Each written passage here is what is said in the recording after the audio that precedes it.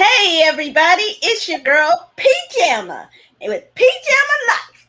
And today, unfortunately, our buddy David is a little under the weather, but he'll be back. And we wish him good health and that everyone out there be safe, be healthy, and follow all the protocols and get your vaccine.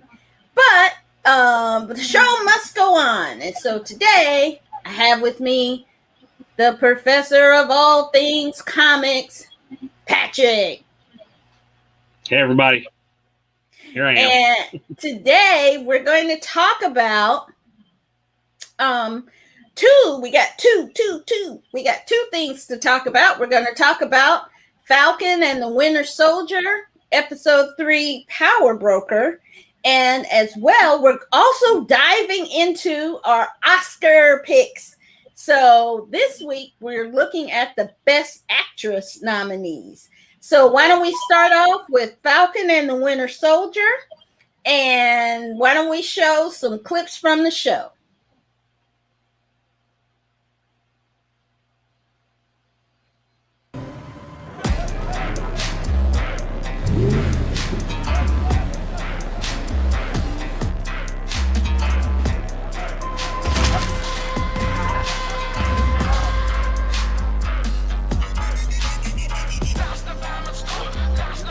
Yeah, you damn right I'm big time. You'll see when I have that banker killed.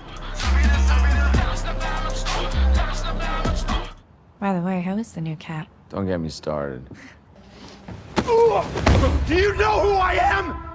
Yes, I do, and I don't care. Like, we don't have to do this right now. Yes, we do. I always thought I'd be a teacher, like Mama Donya. Maybe like history or art or something. I was able to isolate the necessary compounds in his blood. I was a god.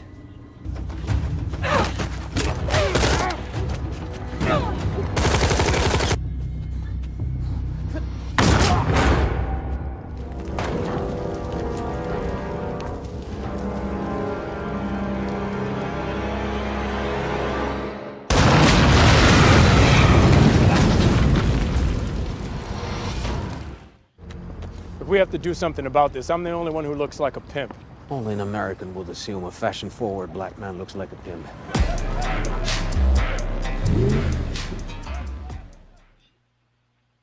Oh, baby. Hit me with that last line, Jack. Mwah.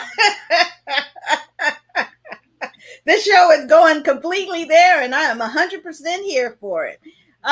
So let me give a quick synopsis for those of you who may not have seen the episode. So in this episode, Bucky and Sam break Zemo, if you know him from Captain America Civil War, out of prison, and with join up with Sharon Carter, who's on the run now after helping out Steve and the Avengers. She is now a fugitive living in Madripoor, a kind of a lawless country where the criminals have taken over. And they go there to find out who's recreating the secret serum that turns them into super soldiers. And they discover who it is, and then they have fights. But also we get to see that Captain America is not as welcome as he thought he was, and also that Carly Morgenthau is not as good maybe as we thought she was. So it's a lot to unpack in this episode, and one of the things to look out for, and I'll talk about it in the Easter eggs, is that this episode was written by Derek Kolstad, who wrote, do you know, Pat? Drawing a blank. John Wick. So you can kind of see when you look at the episode that it's like a John Wick kind of feel to it too. So we get some of that in this episode too. So, which is cool. And let's say hello real quick to some of our all the way through crew. Tim Windsor. Hey, Tim Windsor. Good to see you. Dwayne DeMarcos. Good to see you. Hey. All right. And for all of those who celebrate, happy Passover and happy Easter tomorrow. So, Pat, tell us what you think about the episode, and then I'll talk about what I thought and some Easter eggs. Well, you know, the Easter eggs jumped out at me. Several things that I noticed from, you know, the comics, I guess. Yeah. I did enjoy the episode. It was pretty action heavy. Didn't seem to move the plot very far forward. This particular episode didn't. It was it was a set piece. You know, there was, you know, the big action sequence of Sharon Carter showing how absolute badass she was. You know, she was taking out people like John Wick. Yeah, just like John Wick, you know. Yep. And I was like, so, you know, that part was, you know, I mean, she's a shield agent. She was a shield agent. She's probably highly trained, but I'm like, not enhanced. You know, it's like John Wick. You know, how does no one else in these movies know how to shoot except him? And it's just how does no one else know how to shoot except for Sharon Carter? You know, but I enjoyed the episode a lot. There were two little things that I noticed that I was like, holy crap. And then, of course, the big reveal at the end. The two things that I saw that were pretty cool, it was like, okay, they showed one scene where these kids are playing soccer and it's in Latvia, which is not a real country, but it is a real country in the Marvel universe, and it's ruled by Dr. Doom. So that's a big, maybe we're leading somewhere with that. Maybe we're just planting some seeds, you know, that we can come back to. And of course, Madripoor itself, which is another fictional country, is huge in a lot of the X-Men stories, because it's kind of like a lawless place. And that's where the X-Men and in the current era of books, that's where they're selling these botanical drugs that they're making through their living island. You know, so I mean, it's a big deal, and it might be kind of a groundwork for maybe bringing the mutants in finally. I mean, how long are you gonna make us wait? Is George R.R. Martin running this thing? Because it's starting to feel like it. You've got the properties. Let's use them now. Come on. You know, I mean, aside from Colossus, Negasonic, Teenage Warhead, you know, are the only two mutants we've seen make it over. And Deadpool's kind of pseudo mutant, but you know what I mean. But we need to get. You know, they even joke about it in Deadpool. You know, like. It's funny, we always go to this mansion. I can only see there's only two. It's like that's all you can afford, you know. Yeah. So I'd like to see that. You know, I'd like to see this go somewhere. The story, like you said, it made the female protagonist look a little bit. Well, Terrorizer's going to terrorize. You know, Terror's going to terrorize. What are you going to do? So you know, so it's not so altruistic either. I mean, she is, but she's not too. So I thought that was interesting that they shaded her character some. Well, definitely a vengeance mode going in, and now that her mother, I assume that was her mother, in the scene in the ward, died. You know, now she's got a vengeance axe to grind. You know, and we started to see John Walker slip a little bit too. You know, lose his cool, and I mean, wouldn't somebody spit in your face? Woo! Well, yeah, but okay. Well, you know, I did the whole sequence where they showed how Nemo got out, or Zemo, sorry, how Zemo got out was very Ocean's 11 is what I thought that was like. You know, it was like, well, we're going to show. Well, I'm going to talk about how it's. Well, first we got to get the gate key to this guy, and this guy's got to do this, and they showed a little bit of him getting the gate key, and you've got the over narration of Bucky / George Clooney telling you how everything's going to work. You know, which I thought that was kind of a definite inadvertent or overt homage to those kind of movies, the heist films, you know. So, you know, like I said, I liked it a lot. I mean, it was, you know, they're halfway through.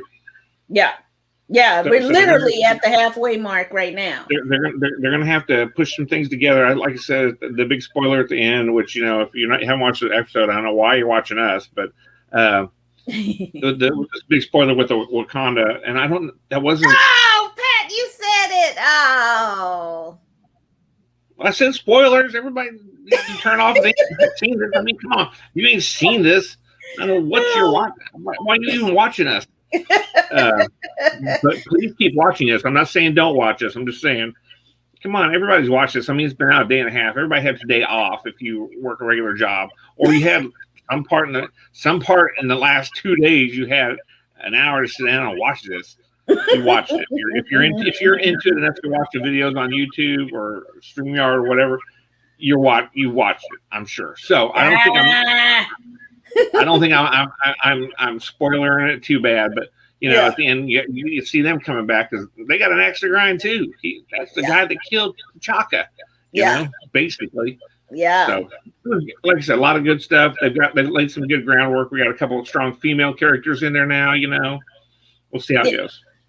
And I think this also continues the storyline with the William Nagel, Dr. Nagel, right? Because in the comics, he was the scientist who did all the experiments on hundreds of Black soldiers and essentially murdered them in order to come up with the final super soldier serum that he used on Isaiah.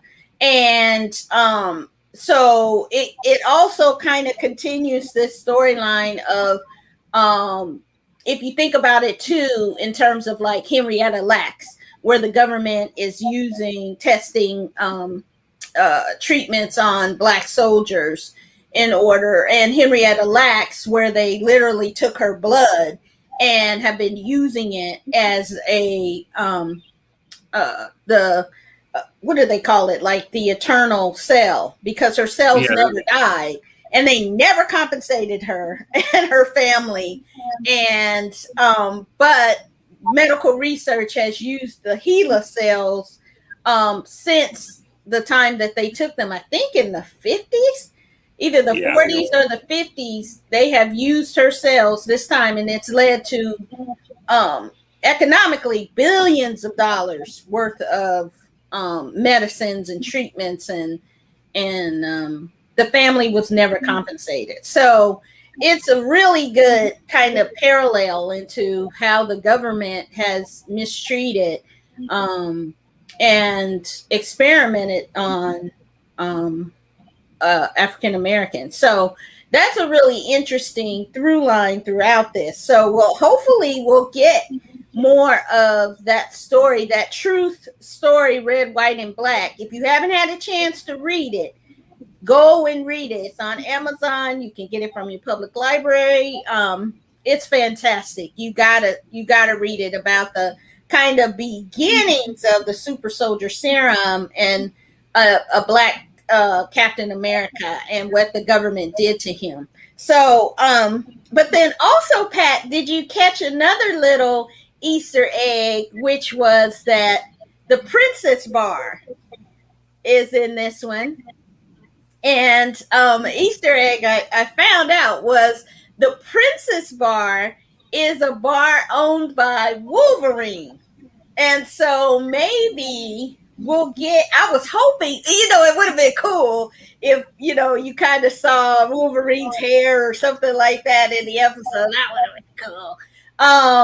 And I guess the Smiling Tiger is a big part in the comics, and but that line that Zemo had about only Americans would think of a fashion-forward Black man as a pimp, I was like, ooh, oh goodness. I was like, oh, that is so good. That is so good.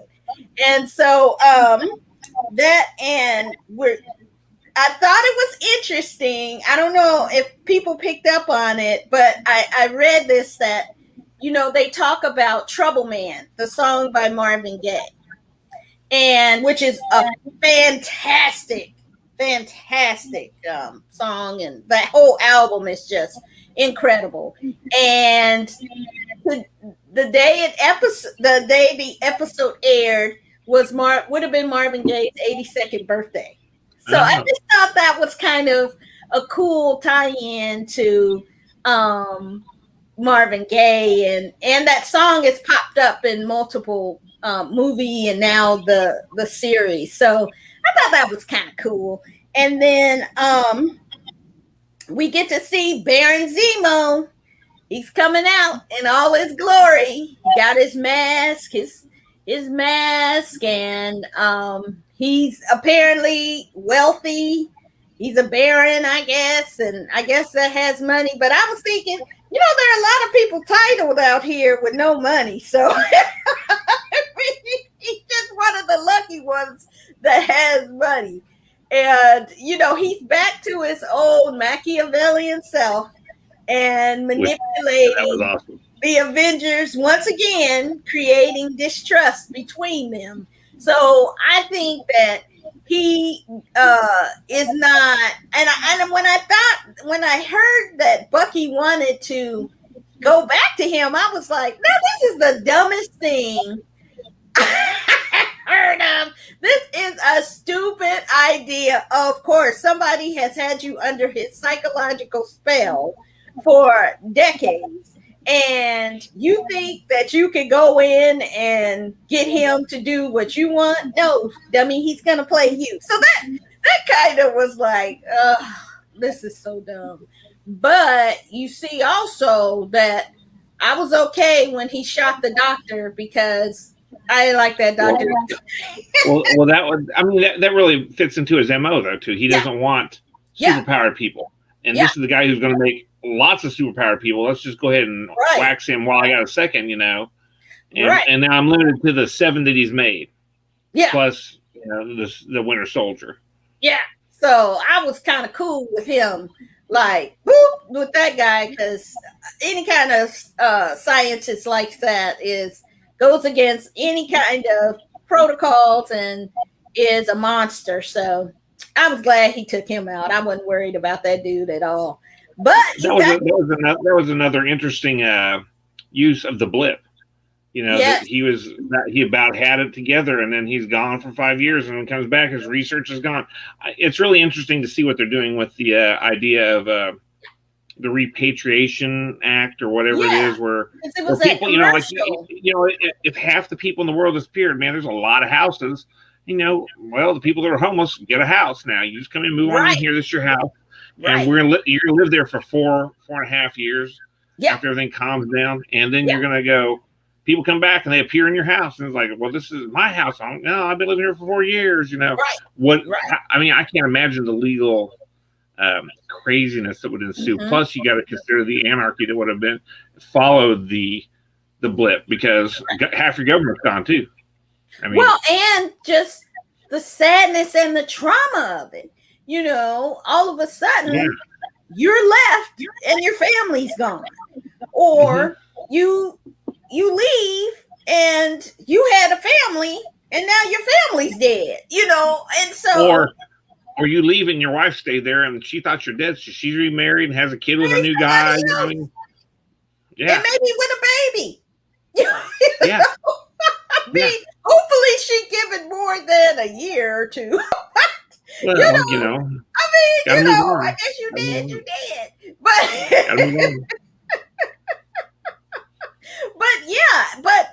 and Carly said something about that. They were in a place, and then when the blip happened, they got kicked out, and so it made it sound like maybe this Mama Donya was kind of collecting all the kids and had watched over them, and then got sick after the blip and everything, and sounds like she was trying to get the serum to save her life, but she couldn't. The woman just died. But that the blip, I can't even imagine what that would be like.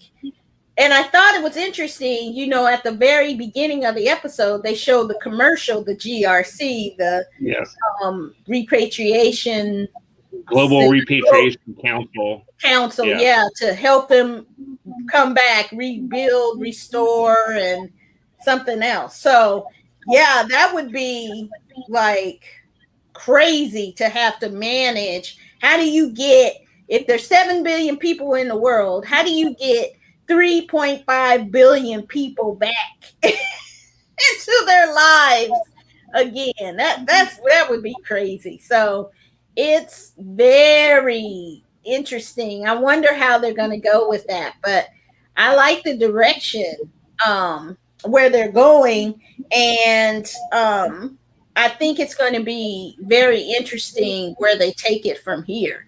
So at the halfway point, things really ratchet up. So, but my question to you, Pat, is who is the power broker? Who do you think the power broker is? I don't know. Well, I don't know personally, but I would suspect, and I'm leery about taking what they give you, because it could just all be, smoke screen. But they were really implying that with Sharon Carter, really implying it at the end, where she's like, "Yeah, I had to do that, but let's get in the car. I got to go take care of this because I'm in charge of this or whatever." And it was like, what? Well, SHIELD trained agent, she might be doing all that, Yeah. And that's who they really lead you to believe. So I don't know if that makes it a false flag or what. But I remember, I couldn't find it, but I seem to remember in one of the trailers, the man who introduced Captain America was standing behind a screen of computers and like talking or something. And so, like a screen of monitors, and they had different things going on the screen. And so I'm wondering if he's the power broker, or, which would kind of make sense with the CIA kind of intelligence trying to manipulate things all over the world. Or if it is Sharon Carter, I love a villainess. So Sharon, who's become, very disillusioned and embittered, I would love it, but I can't see her wanting to recreate the super soldier serum and give it to people and sell it. I can't see her going that far. So that would be a real switch in her character and her makeup. So like I said, it feels like a false flag, It's like, I think it's that guy. I think because other things they've shown in the trailers. Go back and look at the trailers, because I think we know who's going to end up with the SHIELD, and with the trailers. Wilson's all I gotta say. Huh? It just better. I mean, it better be Sam, because he's the one supposed to have it. I mean, they talk a lot about that, about how Cap gave it to you, and if he's wrong about you, then he was wrong about me. Maybe that whole conversation. I love that line too. I love the sentiment behind it too. But if I understand, Pat, Bucky was once Captain America in the comics. For a brief little bit, and the thing is, he was always Steve's sidekick, and he was always, fighting him when he had like a little red and blue costume too, not like the ridiculous battle star, which they did him dirty. I'm like, nah. But you see the beginnings of this Captain America not being quite a cool, like all the way good guy like Steve was. So they're both.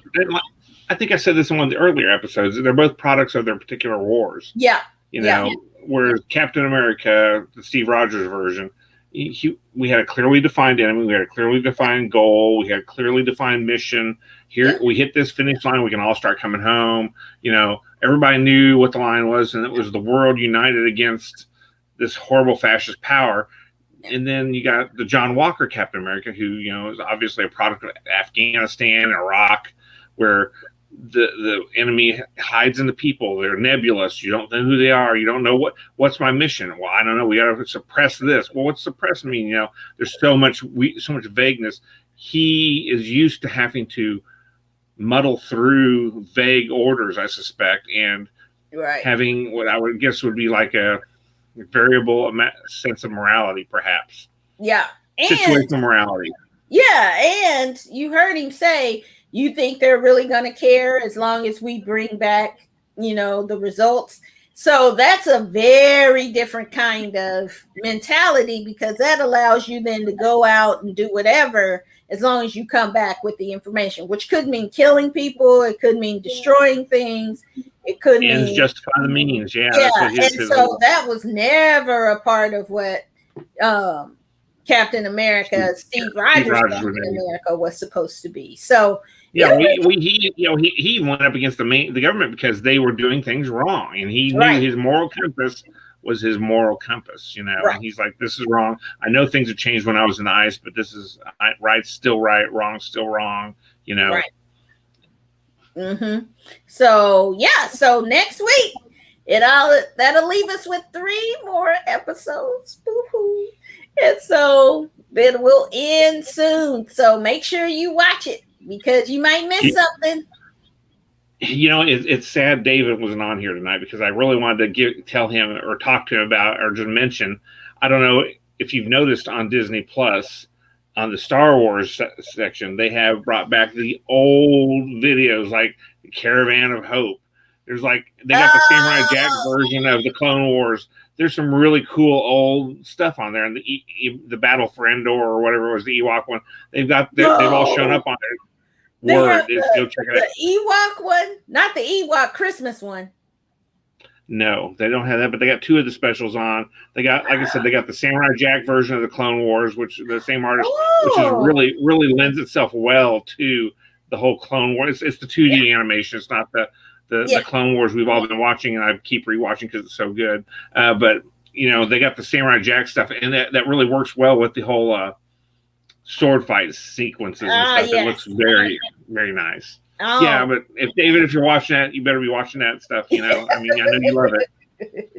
Well, we'll pray he'll be back next week. Yeah. Okay. Yeah. Okay. So let's go into now. Let's talk about it's Oscar season. Yay! And those of you who follow me know that every year I review all the movies and I talk about what I like and what I don't like and which one should win. And sometimes I'm right and sometimes I'm wrong, but it's always fun. So this week we're going to start with the Best Actress nominees. And boy, do we have some powerful performances this year. So why don't we start with the clips, and then I'll describe what the movies. Okay, so Viola Davis is nominated for Ma Rainey's Black Bottom, and it is the story of a recording session with Ma Rainey and her band where there's tension brewing in the band, as well as with control over her between her and her white management company.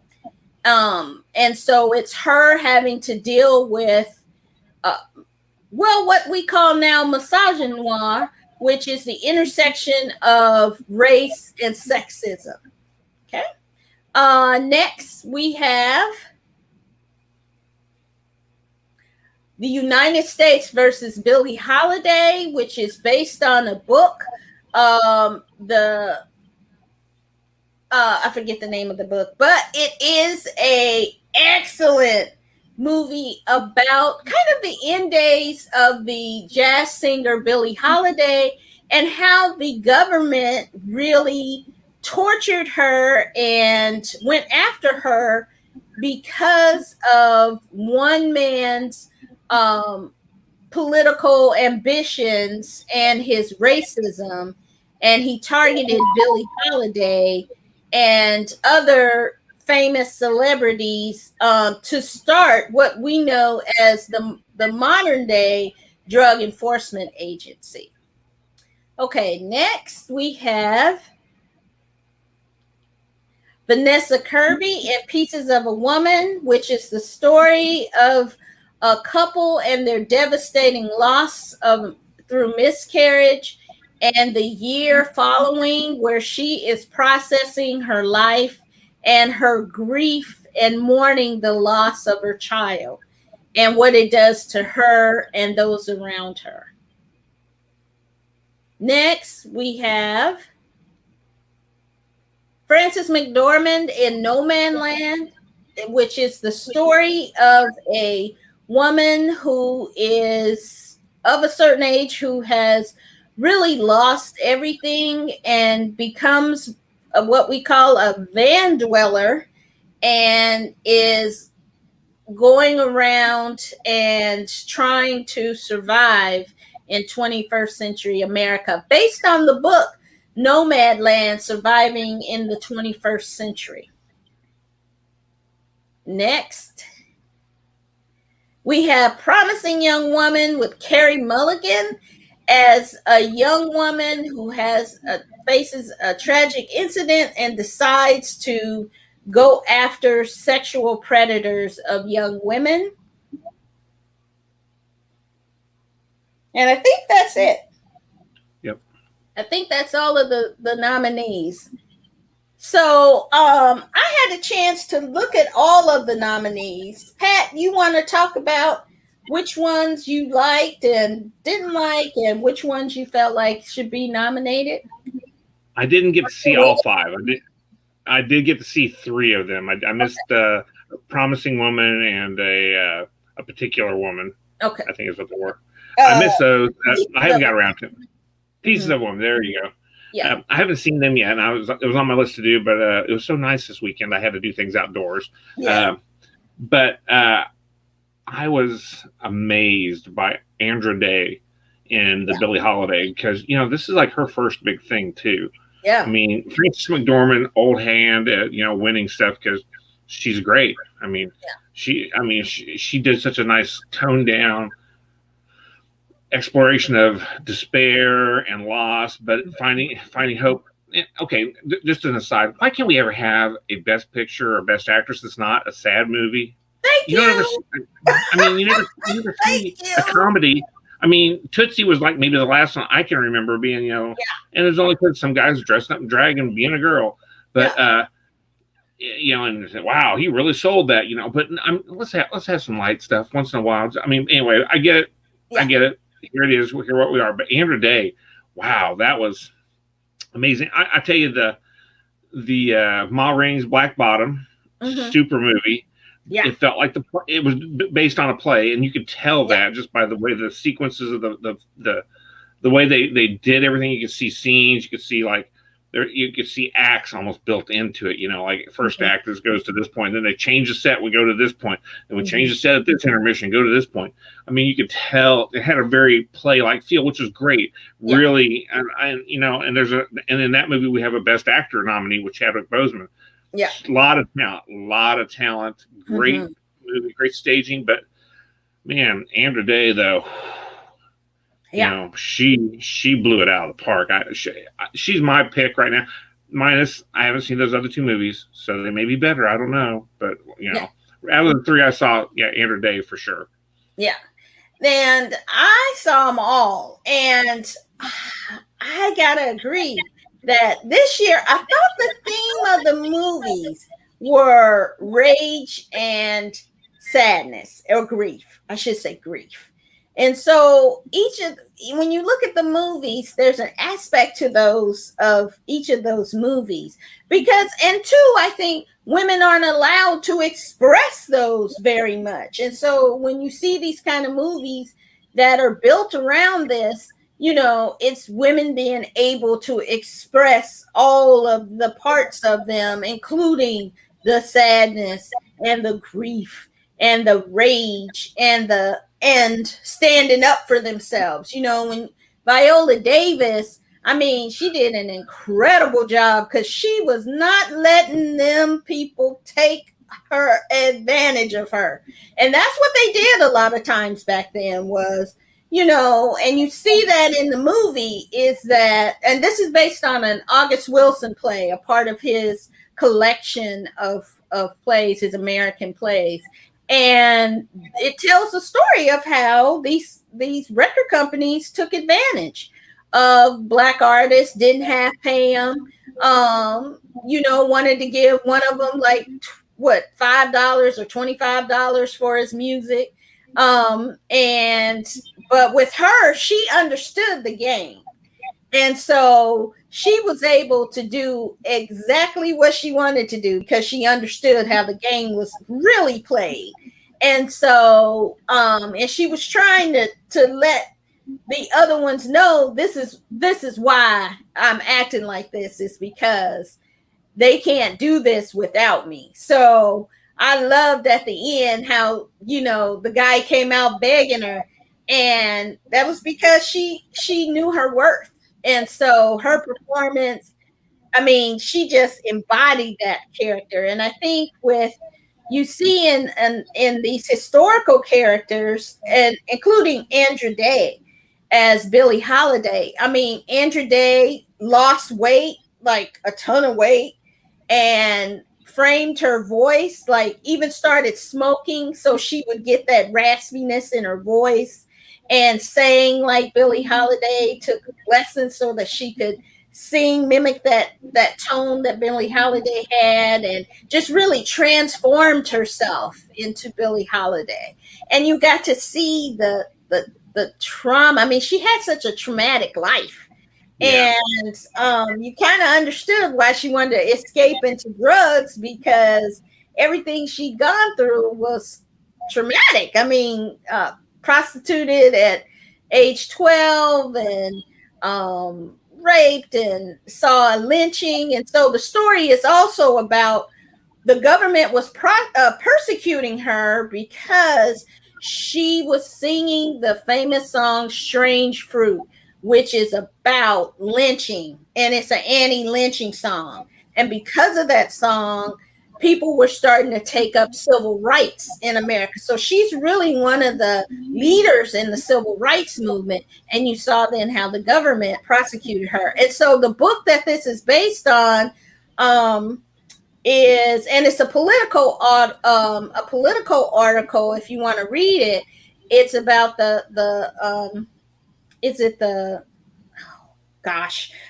I'll find it.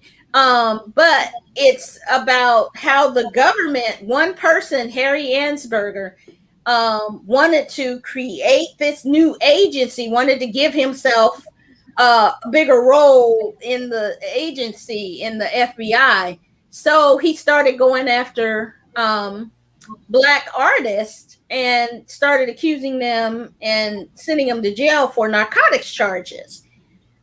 But at the same time, Judy Garland was an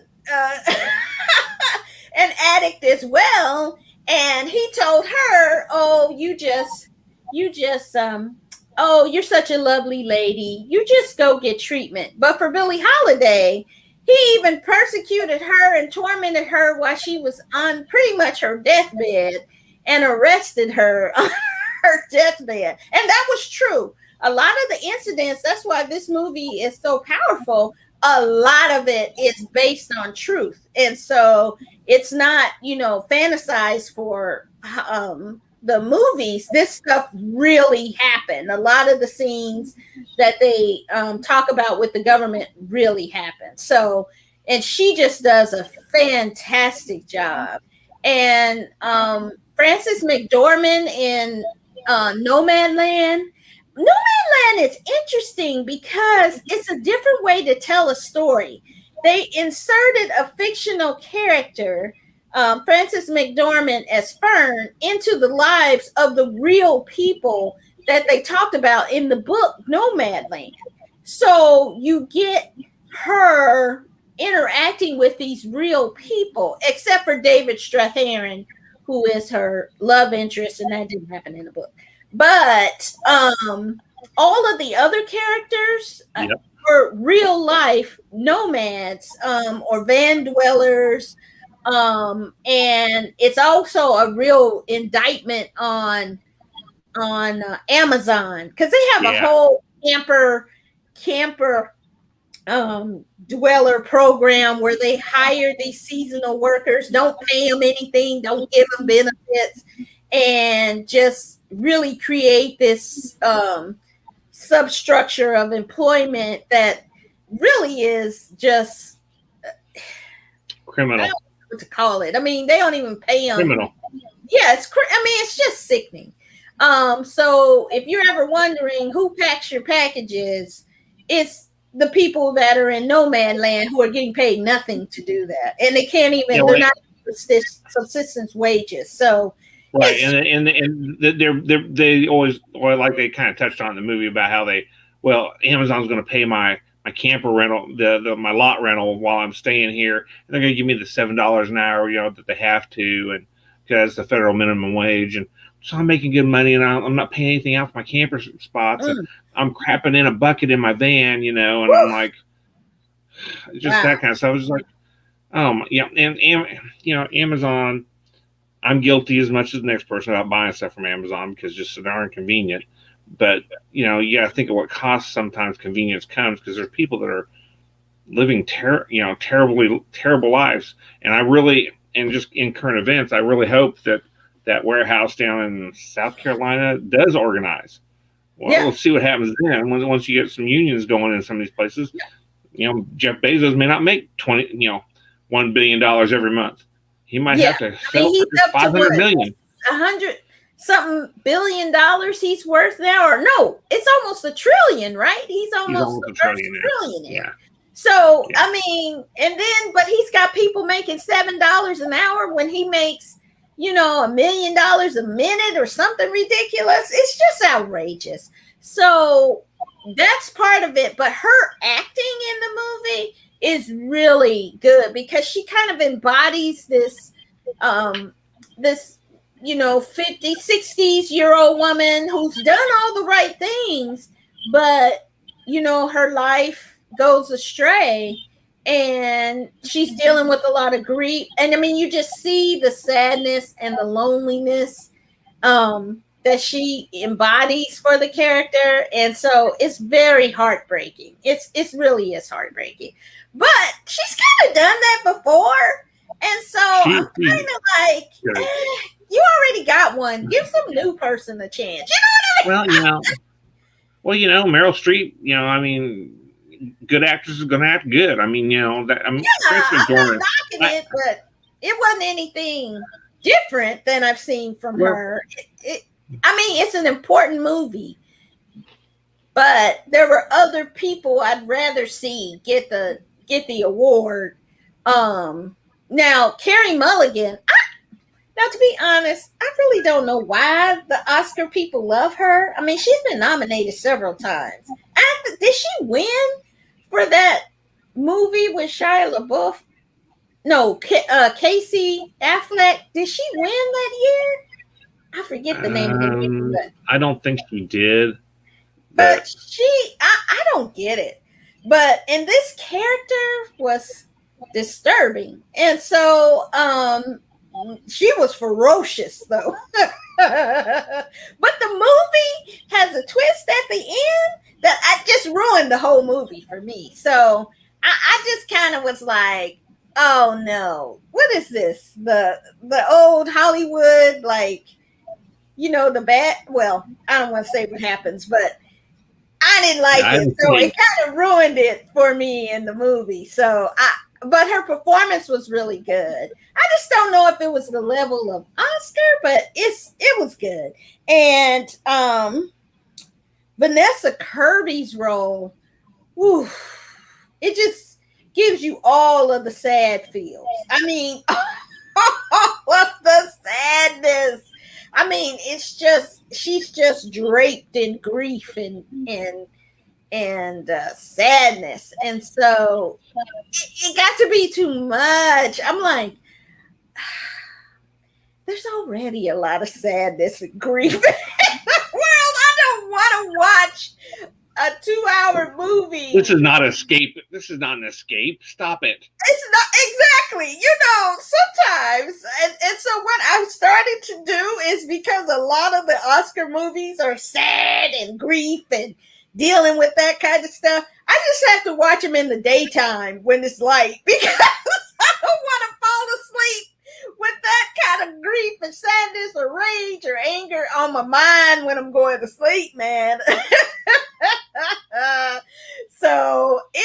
But my pick, what's your pick of who you think? Andra Day.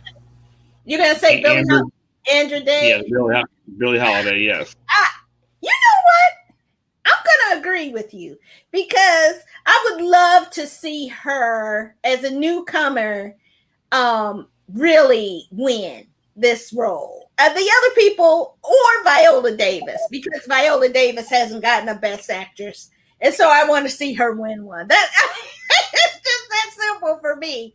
But as the three tops are Andra Day, Viola Davis, and Frances McDormand. I think they were just amazing. So we'll see. April 25th is the Oscar, so we'll see who gets it. It looks like we are about out of time. So next week, what do you think we ought to do, Pat? Should we do Best Actor or Best Sure, let's do Best Actress since we just did Actress. Let's do Actor next week. Okay, so next week we'll do Best Actor, and let me look up what are the Best Actor. It is Anthony Hopkins for The Father, Riz Ahmed for Sound of Metal, Stephen Yeun for Minari, Chadwick Boseman for Ma Rainey's Black Bottom, and Gary Oldman for Mank. So next week we'll review the Best Actor nominees along with our next episode of Falcon and the Winter Soldier. And so maybe we'll have another character from the Avengers universe pop up or more with Sharon Carter, Joanna Wick show up and kick butt. So next week, join us again. And remember, please, we are still in a pandemic. So still take care to social distance, wash your hands, wear your mask, and get a vaccine if you are able. Go ahead and sign up and get your vaccine so that we can all be with our families again. So I don't want to go another Easter without being around my family. So if we all do the right thing, we can all be together again. So join us next week on PJamma Life, and we'll see you again. Take care. Bye.